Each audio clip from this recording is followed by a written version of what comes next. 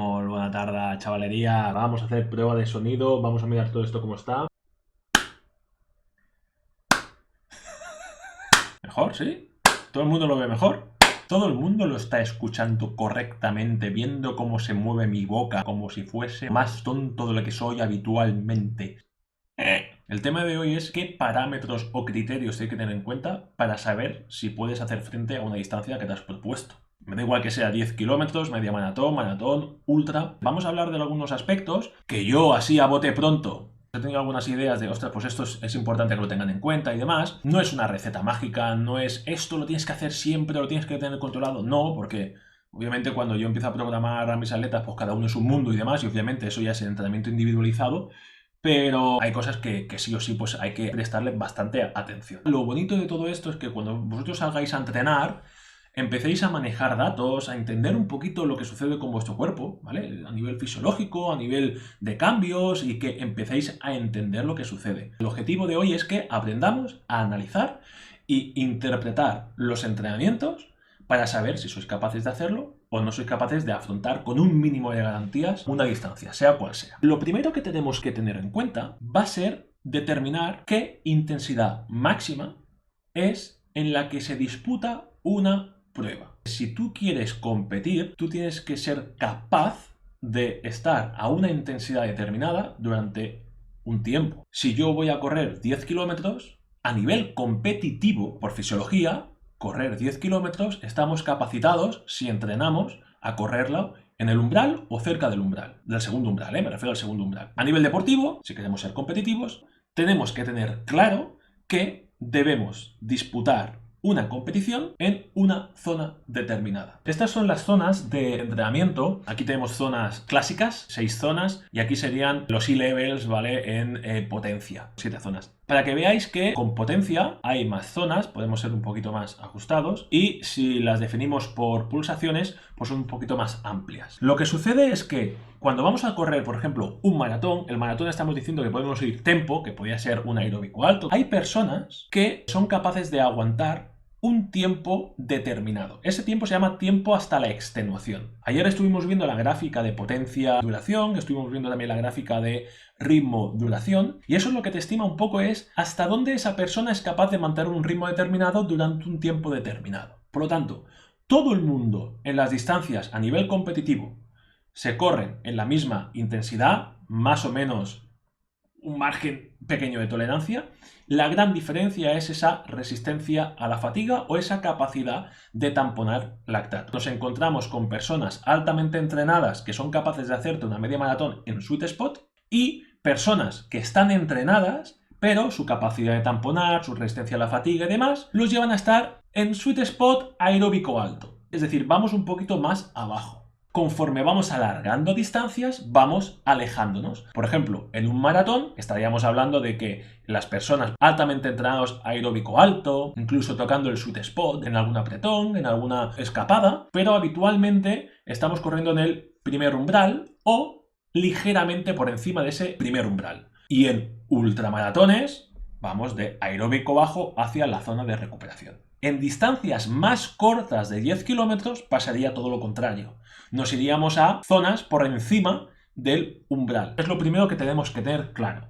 ¿Qué distancia es la que queremos disputar? Eso nos va a servir principalmente de cómo distribuir las sesiones de entrenamiento y sobre todo a la hora de gestionar la carrera. Lo segundo que tenemos que tener claro es, si somos corredores de montaña, debemos atender al desnivel positivo y al desnivel negativo al que vamos a hacer frente. Es muy importante, porque gracias a relacionar el desnivel con la distancia, vamos a sacar un valor que es muy fácil de sacar, que es el ratio. Lo que haría que es, cojo el desnivel positivo y lo divido entre la distancia que voy a disputar. Nos está diciendo que si la pendiente de la carrera fuese constante durante toda la prueba, por cada kilómetro estaríamos subiendo ese desnivel. Por ejemplo, había calculado antes la MIM, que son 3.300 entre unos 60, sale un ratio de 55. ¿Qué quiere decir?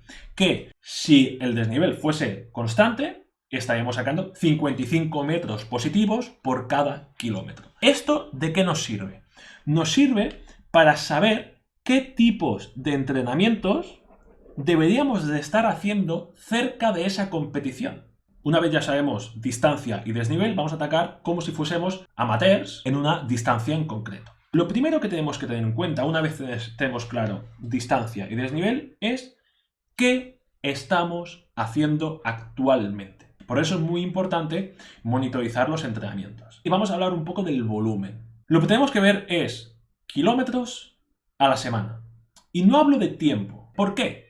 Porque el objetivo no es correr 8 horas, 10 horas, 6 horas, 4 horas. No, el objetivo es recorrer una distancia por primera vez. Y es la referencia. Por lo tanto, el volumen tiene que tener en cuenta la distancia. ¿De qué va a depender esa distancia máxima que podemos llegar a hacer? Primero, obviamente, y creo que es lógico, la disponibilidad que tenga la persona para entrenar. Y esto a veces no es tan lógico. Porque me encuentro a atletas sacando tiempo de donde no lo tienen. Levantándose súper temprano, doblando entrenos, cuando dices, ¿qué necesidad tienes? Cambia de distancia. Porque no tienes la capacidad de tiempo, no la capacidad física ni emocional, de tiempo para poder hacer frente a esta distancia. ¿Vale? Por lo tanto, lo primero que tienes que tener en cuenta es qué disponibilidad real tenéis para entrenar. Y para entrenar no me refiero solamente a correr. Me refiero a trabajo de fuerza, trabajo de propiocepción, trabajo de movilidad, volumen de entrenamiento. Todo eso forma parte del entrenamiento, no solamente forma parte el correr.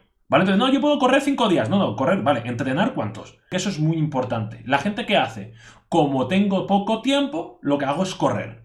Y ni fuerza ni nada, porque no veo que sude. No, grandísimo error. ¿Vale? Por lo tanto, primero la disponibilidad. Segundo, hay que atender muy bien a la relación que hay entre fatiga y recuperación. La capacidad de recuperación va a depender de las horas de descanso, cómo comes, cómo afrontas las cargas, qué adaptaciones aeróbicas, fisiológicas, estructurales tienes, estado anímico, estado de estrés, todo eso va a depender. Entonces muchas veces nos encegamos en más kilómetros y más días. No, va a depender de lo que tú puedas asimilar. A mí cuando me preguntan, vale Dani, ¿cuántos días voy a entrenar? No lo sé, me lo vas a decir tú o tu cuerpo. ¿Cuánto es capaz de hacer frente? Eso es imprescindible que lo tengáis claro. ¿Cómo saber si somos capaces de hacer frente a un maratón de asfalto, por ejemplo? Hay una prueba muy fácil. Coge esa distancia, los 42 kilómetros, y divídelo en varios días. Lunes, miércoles, viernes y domingo. Y haces 10, 11 kilómetros más o menos a ritmo de maratón. Y tienes que controlar cómo respondes a la fatiga, tanto del primer entrenamiento que hagas como del último. Y aquí tiene un valor muy importante y que habitualmente eso pasa desapercibido, que es la percepción de esfuerzo subjetiva. ¿Vale? ¿Qué percepción tienes tú a ese esfuerzo? Vais a ver que seguramente el primer día de entrenamiento al último es posible que esa percepción de esfuerzo vaya incrementando para la misma distancia que estáis haciendo todos los días, 10-11 kilómetros, a la misma intensidad relativa. Y entonces es cuando empezamos a analizar algunas cositas como desacoples, historias de estas que ahora vamos a ir profundizando. Si vosotros acabáis la semana, una semana en concreto, que habéis hecho la distancia total, los 42 kilómetros, y acabáis con mucha fatiga, imaginaros hacer esa distancia seguida. No significa que no lo vayáis a hacer. Pero si el lunes hacéis 10 kilómetros, me lo voy a inventar ahora, a 4:30, con una media de pulsaciones de 140, y el último día hacéis la misma distancia en el mismo sitio, y en vez de tardar lo que habéis tardado en el primero, tardáis más tiempo, con más pulsaciones, con más vatios y más lento, significa que ¿qué? Que obviamente no hay capacidad suficiente para hacer frente a un maratón de forma seguida. Si vosotros, por ejemplo, empezáis a hacer este tipo de entrenamiento y veis que respondéis de forma positiva, ¿más volumen? No. Ahora coges y haces lunes y martes, descansas miércoles, jueves y viernes y descansas el sábado y el domingo haces una tiradita más. ¿Qué haces? Incrementas un poco esa fatiga para ver cómo vas respondiendo y te vas adaptando. Oye, que a eso te estás adaptando bien. Ahora es el momento de incrementar el volumen de entrenamiento de forma aeróbico. ¿Y cuánto incrementamos? Lo que habitualmente se recomienda es entre un 10 y un 15% de la distancia de la última semana. ¿Y cuándo vamos a hacer una semana de descarga? Pues cuando lo necesites. Acumula un poquito de fatiga, por precaución, una semana un poquito más baja. Siguiente premisa. Debemos de ser capaces de acumular el máximo tiempo posible en zona objetivo, siguiendo la premisa anterior. Si no sois capaces de hacer, por ejemplo, 21 kilómetros semanales para hacer una media maratón, que estaríamos hablando de aeróbico alto, un poquito sweet spot, incluso algo de primer umbral alto y demás, no puedes acumular más tiempo en zona, ¿vale? Porque la fatiga es muy alta. Hay un principio del entrenamiento que es el principio de la especificidad. Entrénate para lo que vas a hacer. Por lo tanto, donde realmente tenéis que ser buenos es en esa zona objetivo de la competición. Eso lo tenemos que tener muy claro. Intentar acumular el máximo tiempo posible en zona semanalmente, controlando esa fatiga. ¿Qué respuesta a la fatiga? ¿Qué niveles de recuperación estamos teniendo? Importantísimo. ¿Cuánto entrenamiento de fuerza estáis haciendo? Eso es imprescindible, porque el trabajo neuromuscular va a ser lo que nos va a proteger frente a lesiones. El trabajo de fuerza va a ser el que nos va a hacer que vayamos más rápido. La fuerza es la maldita clave de todo. No nos centremos solamente en esos kilómetros. Ya tenemos un vídeo hablando de las interferencias del entrenamiento concurrente, las posibles interferencias que puede haber entre el entrenamiento de fuerza y el trabajo aeróbico. Utilicemos el sentido común. No os centréis en tablas de... No, eso no existe, no funciona. Tú entrenas para que luego seas capaz de soportar más carga de entrenamiento. Y es cuando quieres preparar un maratón y haces 42 kilómetros semanales, tranquilamente, que subes a 50 y a 60 kilómetros semanales y tu respuesta a la fatiga es muy rápida y es el momento de decir, vale, pues ahora voy a introducir series. Pues ahora voy a buscar ya intensidades más altas para incrementar desplazamiento del lactato a la derecha, clavamiento del lactato. Ya empezamos a buscar más competitividad. Y es cuando ya tienes, y pasamos al siguiente punto, más experiencia. Pues ahora vamos a ver qué es lo que sucede cuando no es la primera vez que disputáis una distancia y queréis buscar rendimiento. Como pasaba anteriormente, tenemos que analizar qué hemos hecho para afrontar la prueba con anterioridad. Por ejemplo, yo hace un año he hecho un maratón, ¿vale? Bien, vamos a analizar cómo entrenamos. Primero, vamos a analizar la carrera. ¿Cómo? ¿Qué es lo que vamos a mirar? Lo primero que vamos a mirar es cuánto tiempo de esa carrera, en concreto, que ya hemos hecho, hemos estado en la zona objetivo. Lo segundo, con qué ritmo he empezado y con qué ritmo he acabado. Eso nos va a dar información de dónde hemos empezado a fallar. Si yo analizo el ritmo y cada vez voy a menos, me está diciendo que mi trabajo de fuerza seguramente tenga que mejorarse. Pues ya sé que para mejorar esto y preparar la siguiente maratón, deberé de potenciar más la fuerza. ¿Qué es lo que habitualmente sucede? Más kilómetros, más kilómetros, más kilómetros, y venga kilómetros, y venga kilómetros. Y es cuando empieza la lesión. Me duele aquí, me duele aquí, me duele aquí, me duele aquí, me duele aquí. Oye, que he estado toda la distancia en la intensidad objetivo, en la que se disputa esa distancia. Como mínimo, mantén ese entrenamiento que has hecho.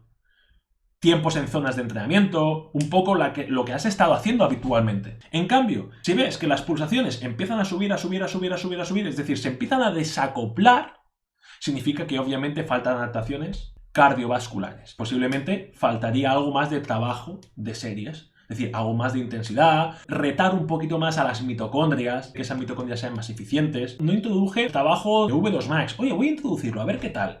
Ostras, mira, acumulé muy poquito tiempo en Sweet Spot. Oye, voy a intentar acumular un poquito más de tiempo en Sweet Spot. Y es cuando empiezan a aparecer programas de entrenamiento totalmente abiertos. Totalmente, ostras, pues oye, este fulanito, fulanita ha hecho este tipo de entrenamiento y le ha funcionado. ¿Y por qué es? Porque se está individualizando.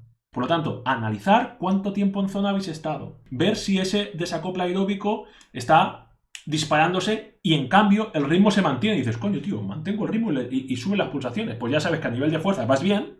Te puedes permitir el lujo de bajar la frecuencia de entrenamiento de trabajo de fuerza, incluso puntualmente una semana no hacer nada de fuerza y meterle más trabajo aeróbico, de vamos a buscar aeróbico. Normalmente lo que se suele manejar son unos porcentajes del 80-20. Esto es una generalidad que, bueno, lo digo para que tengáis una referencia. Por ejemplo, quiero hacer una carrera de 10 kilómetros. ¿Vale? Pues intentamos que el 80% sea cercano al segundo umbral. Vamos a buscar un poquito acumular más ese tiempo en el segundo umbral, ligeramente por encima, ligeramente por abajo, pero intentar acumular ese 80%. Y el 20% rodajes muy suaves. Muy suaves significa muy suaves, no entre umbrales, como hemos dicho antes, porque entre umbrales, aeróbico alto, los tempos, que se suelen decir, eso acumula mucha fatiga. Si ya le están metiendo intensidad cuando salgas a correr por debajo del primer umbral, ¿vale? Ese 80-20.